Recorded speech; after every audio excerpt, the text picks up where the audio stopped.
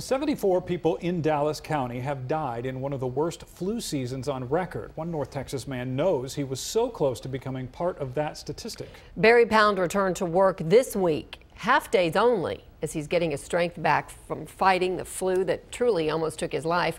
Fox 4's Sean Rabb in now with Barry's story. Sean. Heather, like many others, Barry Pound got a flu shot as he's done every year and still contracted the flu, a virus that evolved into a blood infection, sepsis, that almost took his life. Barry, let me first ask, how do you feel today? I feel pretty good. I really do. Barry Pound has never been so excited about going to his marketing job at Androvet Legal Media as he is now, after weeks near death. I actually started running a fever the week of December 10th. And began fighting the flu. His first weapon, Tamiflu. But by the end of that week, fever over 104, his breathing distressed.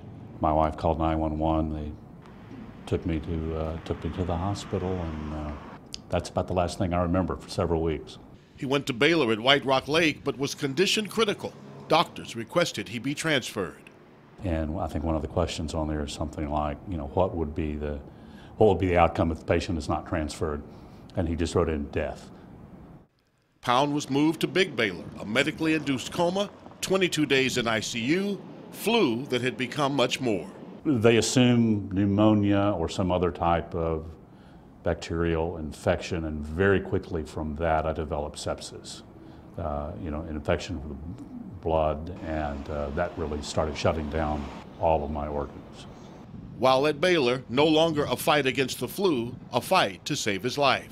There were multiple times when I think the doctors told my wife that they were very skeptical that I was going to make it. 3 weeks at Baylor and weeks more inpatient rehabilitation. Barry beat it barely and is just returning to work this week. Oh, it's very, very humbling. And you empathize with the families of those that have died from, again, the same sort of pattern that I went through. So it's very humbling. It makes you contemplate your life and purpose a bit when you get that close, because it was very, very serious.